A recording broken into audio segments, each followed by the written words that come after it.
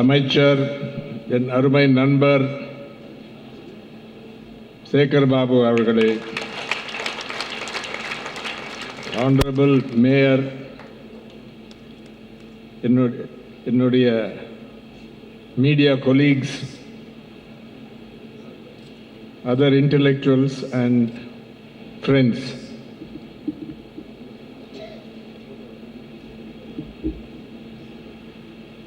மாண்புமிகு முதலமைச்சர் மு.க. ஸ்டாலின் அவர்களுடைய பிறந்த நாளையொட்டி அமைச்சர் சேகர் பாபு அவர்கள் இதுவரைக்கும் 72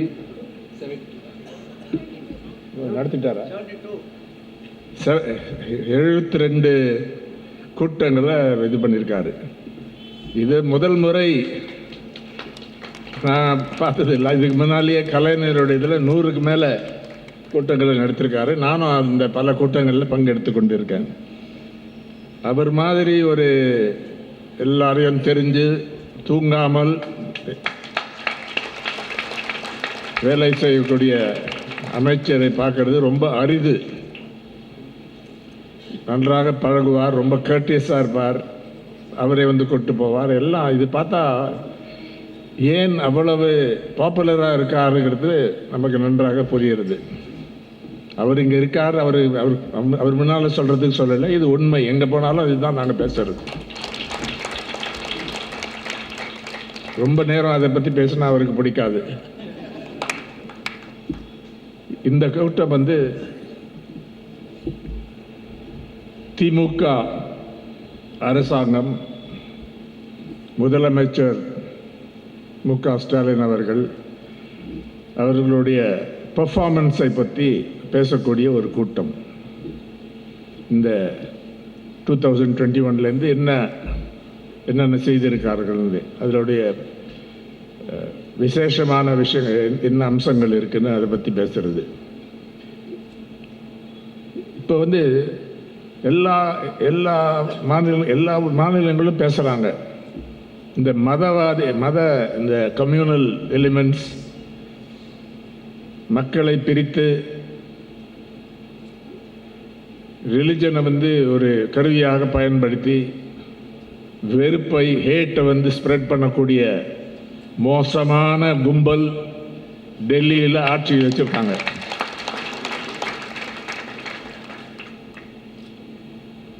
அவங்களுக்கு ஒரு பெரிய தோல்வி கூட ஏற்பட்டது. திருப்பியும் கவர்மெண்ட்டுக்கு வந்திருக்கலாம், பிரதமர் மோடி பதவி ஏற்றுக்கொண்டிருக்கலாம் 3வது தடவை. ஆனால் மெஜாரிட்டி கிடையாது. அந்த போக்கை தான் நம்ம என்கரேஜ் பண்ணணும். இந்த மதசார்பின்மை, ஜனநாயகம், மாநிலங்களின் உரிமை, பேச்சு சுதந்திரம், எழுத்து சுதந்திரத்தை சப்போர்ட் பண்ணக்கூடிய மாபெரும் சக்தியாக தமிழ்நாடு அரசாங்கம், ஆளும் கட்சி, கோலிஷன் கட்சிகள், அந்த கூட்டணியுடைய சேர்ந்த எல்லா கட்சிகளும் இன்னைக்கு சிறந்த வகையில் செயல்படுத்தியிருக்காங்க. இந்தியா டுடே நடத்தக்கூடிய ஸ்டேட் ஆஃப் தி ஸ்டேட்ஸ் என்று அந்த வருஷம் ரேங்க் பண்ணுவாங்க. யார் வந்து முதலிடம் பெற்றிருக்காங்க, எந்தெந்த துறைகளில், எஜுகேஷனில், இண்டஸ்ட்ரியலைசேஷன், ஹெல்த், இந்த பல இதில், ஹையர் எஜுகேஷன், இதெல்லாம் ஒட்டு மொத்தமாக பார்த்தா வருஷம் தமிழ்நாடு தான் நம்பர் 1 பொசிஷனை இருக்கு. இது எல்லாருக்கும் தெரியும் அதை பற்றி. ஆனால் இதை திருப்பி சொல்ல வேண்டும். இது வெறும் ஒரு புள்ளி விவரம் இல்லை, அதுக்கு நல்ல ஆதாரங்கள் இருக்குது, சாட்சிகள் இருக்குது. இப்போ கூட ஒன்றிய அரசாங்கம் கொண்டு வரக்கூடிய அறிக்கைகள்லேயே, ரிப்போர்ட்ஸில், சர்வேஸில் கூட அதை அவங்க எவ்வளோ பிடிக்காத இருந்தாலும் அதை ரெக்கார்ட் பண்ணுறாங்க. அதனால் இன்றைக்கு growth rate 9%க்கு மேலே, இந்தியா ஆவரேஜை விட பல மடங்கு அதிகமான வளர்ச்சி growth rate. மேனுஃபேக்சரிங் செக்டரில் வேலை செய்யக்கூடிய பெண்களில் 40% மேலே ஒரே மாநிலத்தில் இருக்குது. யாரும் இது கேள்விப்பட்டதே இல்லை. இதனால எங்களுக்கு இது தெரியாது. அந்த புள்ளி வரத்துக்கு முன்னால் அந்த அளவுக்கு பெண்களுடைய விடுதலை, அவங்களுக்கு கிடைக்கிற வாய்ப்பு இங்கே ஏற்பட்டிருக்கு. இது 1-2 ஆண்டுல இல்லை, லாங் டேர்மில் வந்தது. ஆனால் இன்னைக்கு அது உச்ச கட்டத்தில் அது அது இருக்கு. இன்னொரு பெரிய ஒரு பாம் ஷெல் என்று சொல்லலாம் அவங்களுக்கு எதிராக. உச்ச நீதிமன்றம் state of Tamil Nadu versus governor of Tamil Nadu and others என்ற அந்த தீர்ப்பில் நீதி அரசர் ஜஸ்டிஸ் பார்டிவாலாவும் தமிழ்நாட்டை சேர்ந்த நீதி அரசர் மகாதேவன் அவர்களும் ஒரு முக்கியமான தீர்ப்பை அளித்திருக்கிறாங்க. முதலமைச்சர் திருப்பி அதை சொல்றாரு, வெறும் தமிழ்நாடுக்கு மட்டும் இது ஒரு பெரிய வெற்றி இல்லை, இந்தியா முழுவதும் வெற்றி. ஏனென்றால் ஆளுநர் எப்படி ஒரு எலெக்டட் கவர்மெண்ட் செயல்பட வேண்டும் என்பதற்கு ஒரு பெரிய வெற்றி இது. இப்போ இந்தியாவில் நம்ம ஆளுநர் அந்த பட்டியலை பார்த்தீங்கன்னா, அதாவது சுதந்திரத்திற்காக கான்ஸ்டியூஷன் வந்ததுலேருந்து பார்த்தா என்ன கேட்டால் 3 ஆளுநர்களில் மோசமான ஆளுநர் நம்ம ஆர்.என். ரவி முதலிடமோ 2வது இடமோ 3வது இடமோ கட்டாயம் டாப் 3ல் இருப்பார் என்று தெரியுது. இது முன்னாலேயே சொல்லியிருக்கோம். அந்த நேற்று கூட அந்த வக்கீல்கள் சீனியர் அட்வொகேட்ஸை பாராட்டக்கூடிய விழா முதலமைச்சர் நடக்கும்போது நான் ஒரு விஷயம் சொன்னேன். அந்த நியூஸ் வந்த உடனே பிரேக்கிங் நியூஸ் நீங்கள் சொன்னதுனால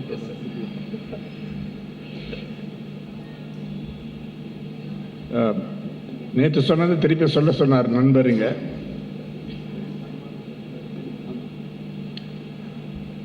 சுய தன்மானம் இருந்தால் உடனடியாக ராஜினாமா செய்து போயிருக்க வேண்டும். இன்னும் கூட சான்ஸ் இருக்கு.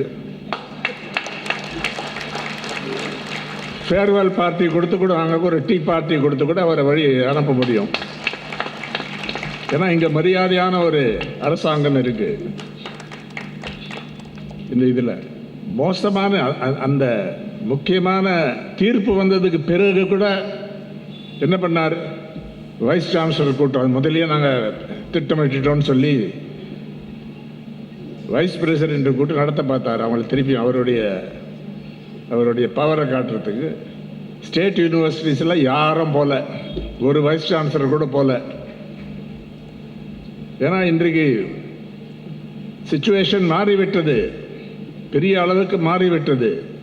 அந்த தீர்ப்பில் பார்த்தீங்கன்னா 415 பேஜ் உள்ள தீர்ப்பில் பல முக்கியமான விஷயங்களை சொல்லியிருக்காங்க. அவங்களால அதை இன்னைக்கு டாலரேட் பண்ண முடியல ஒன்றிய அரசாங்கத்தினால. வைஸ் பிரசிடென்ட் என்னென்னோ பேசியிருக்காரு, அவரை பற்றி நான் இங்கே அதிகமாக விமர்சனம் பண்ண தேவையில்லைன்னு நினைக்கிறேன். வைஸ் பிரசிடென்ட் மரியாதைக்கு. ஆனால் தவறான கருத்துக்களை சொல்லியிருக்காரு. ஒன்று பாராளுமன்றம் தான் சுப்ரீம் சாவரன் என்று சொல்லியிருக்கார். தப்பு. 8வது கிளாஸ் ஸ்டூடெண்ட்டு கூட தெரியும், இந்தியாவில் இங்கிலாந்தில் யுனைடெட் கிங்டமில் பார்லிமெண்ட் சுப்ரீம், பார்லிமெண்ட் தான் கடைசி அத்தாரிட்டி. இந்தியாவில் அப்படி இல்லை. ஒன்றிய அங்கே இருக்கக்கூடிய பாராளுமன்றம், லோக்சபா, ராஜ்யசபா 2 இது of parliament under the constitution, அரசியல் சட்ட அமைப்புக்கு மேல் இல்லை. அரசியல் கான்ஸ்டிடியூஷன் தான் சாவரின் கடைசி வார்த்தை என்று சொல்கிறான். அது திருப்பி டெக்ஸ்ட் புக்ஸில் இருக்குது. இருந்தாலும் நம்ம வைஸ் பிரசிடென்ட் வேற சொல்கிறார், தவறான கருத்தை சொல்கிறார். ரொம்ப ஸ்ட்ராங்காக அந்த ஜட்ஜஸை கூட கிரிட்டிசைஸ் பண்ணி பேசியிருக்காரு. அது சரியில்லை. அந்த பெரிய பதவிக்கு இவங்க அதுக்கு போதுமான மதிப்பு கொடுக்கறது இல்லை. யாரையோ போடுறாங்க, என்னென்னோ பேசுகிறாங்க. கவர்னர் எவ்வளோ பேசியிருக்கார். தமிழ்நாடுடைய பேர் தமிழ்நாடு சரியில்லை, தமிழகம்ங்கிறதா மாற்ற வேண்டும்னு சொல்லிது. இன்விடேஷன் கூட எனக்கு கூட வந்திருக்கு, தமிழகம்னு போட்டு, தமிழகம் ஆளுநர்னு. அப்புறம் அவங்க டெல்லியில் ஏதோ சொல்லியிருக்காங்க, போட்டு மாற்றிட்டாங்க. இதெல்லாம் சின்ன விஷயமா தெரியலாம். ஆனால் அவருடைய மனோபாவம் எங்கேருந்து வருது? இந்த மக்களால் தேர்ந்தெடுக்கப்பட்ட அரசாங்கத்தை கண்ட்ரோல் பண்ண வேண்டும், இந்த விஷயங்களில் ஒன்றிய அரசாங்கத்துக்கு எதிராக மோசமான அந்த எதேச்சிகார அந்த அத்தாரிட்டேரியன் கவர்மெண்ட், கம்யூனல் கவர்மெண்ட் அவங்களுக்கு எதிர்ப்பை தெரிவிக்காமல் எப்படியாவது கண்ட்ரோல் பண்ண வேண்டும் என்ற நோக்கத்துடன் வந்திருக்காரு. அசம்பிளி வந்து ஒரு மசோதா பாஸ் பண்ணால் என்ன செய்திருக்காரு, அது அந்த அந்த தீர்ப்பில் முக்கியமான அம்சம். அவருடைய அண்டர்ஸ்டாண்டிங் ஆர்.என். ரவியோட இது எனக்கு ஒரு நாலு ஆப்ஷன்ஸ் இருக்கு, 4 பாதை இருக்கு. ஒன்று வந்து அந்த மசோதா எனக்கு வந்தால் உடனே ஒப்புதல் கொடுக்கலாம். ரெண்டாவது வந்து வித்ஹோல்ட், மறுக்க முடியாது, வீட்டோ பண்ண முடியாது, வேஸ்ட் பேப்பர் பாக்ஸில் போட முடியாது, அதை திருப்பி அனுப்பணும் அவங்கக்கிட்ட. என்னுடைய சஜஷன், என்னுடைய ஏதாவது வித்தியாசம், என்னுடைய கருத்தை சொல்லி அனுப்ப முடியும். ஆனால் திருப்பி அதை பாஸ் பண்ணி அனுப்பிச்சிட்டாங்கன்னா உடனடியாக ஒப்புதல் கொடுக்க வேண்டும். அதுதான் அந்த ஆர்டிக்கிளில் இருக்குது 200 அரசியலமைப்பு சட்டத்தில். இவர் வந்து வேற மாதிரி புரிஞ்சு கொண்டு அவர் பொய்யான விஷயத்தில் இதில் புரிஞ்சு கொண்டு நான் வந்து அதை வீட்டை கூட பண்ணலாம், அதுக்கு அதை எதிர்ப்பு தெரிவித்து அதை வந்து அந்த பில் வந்து அந்த பில்லை வந்து கில் பண்ணலாம் என்ற ஒரு நோக்கத்துடன் செய்தார். அது மட்டும் அந்த முடிவை எடுக்கவே இல்லை, பல நேரம் அங்கேயே ஊறுகாய் போட்டு வச்சிருந்தார். அந்த மசோதா ஓல்டஸ்ட் மசோதா 2020. அது என்ன மசோதா? முதலமைச்சர் ஜெயலலிதா பேரில் ஒரு ஃபிஷரிஸ் இன்ஸ்டிடியூட் வரணும்னு சொல்லி அவங்க ஏஐடிஎம்கே இருக்கும்போது வந்த அந்த மசோதா. முதலமைச்சருடைய மனோபாவம் என்னது? எதிர்கட்சி அவங்க இருந்த போது அதை வந்து அப்படியே விட்டுலான்னு இல்லை, அந்த மசோதா அதையும் எடுத்து அதுக்கும் ஃபைட் பண்ணாங்க. இது அதிமுகவுடைய ஆதரவாளர்கள் இதை புரிஞ்சு கொள்ள வேண்டும். அதிமுக தலைவர்கள் இபிஎஸ்ஓ வேற யாரோ அந்த போராட்டத்தில் நடத்தலை. இப்போ இருக்கிற அரசாங்கம் தான் அந்த விஷயத்தை அந்த சிறந்த வழக்கறிஞர்களை வந்து டீமை ஃபார்ம் பண்ணி முகுல் ரோஹத்கி, மனு சிங்வி, திவேடி, நம்ம இங்கே இருக்கக்கூடிய சீனியர் அட்வொகேட் வில்சன்